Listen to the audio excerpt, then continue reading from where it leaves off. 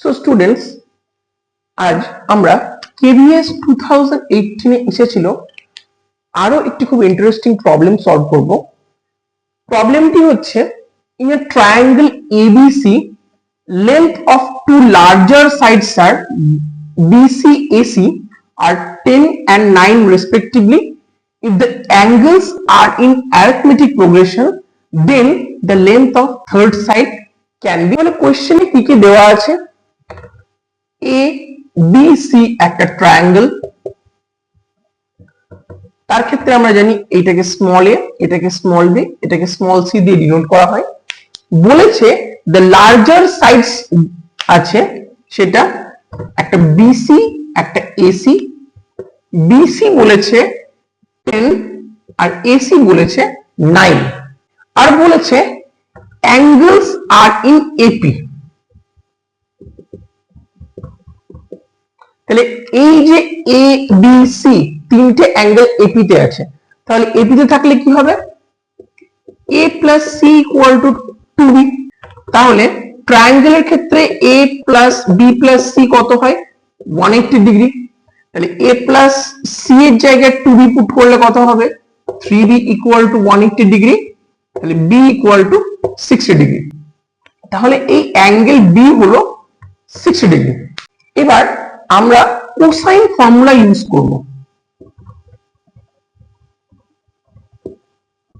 সেটা কি বলছে, cos b equal to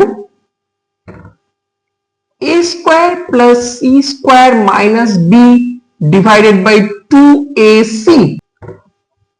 cos b, b 60 degree বলা আছে, a বলতে এই অ্যাঙ্গেলটা মানে bc সেটা 10 square plus c square ab আমার জানা নেই, মাইনাস বি স্কয়ার, বি হচ্ছে এসি তাহলে সেটা 9 square divided by 2 into A into C, half equal to 100 plus C square minus 81 divided by 20 C.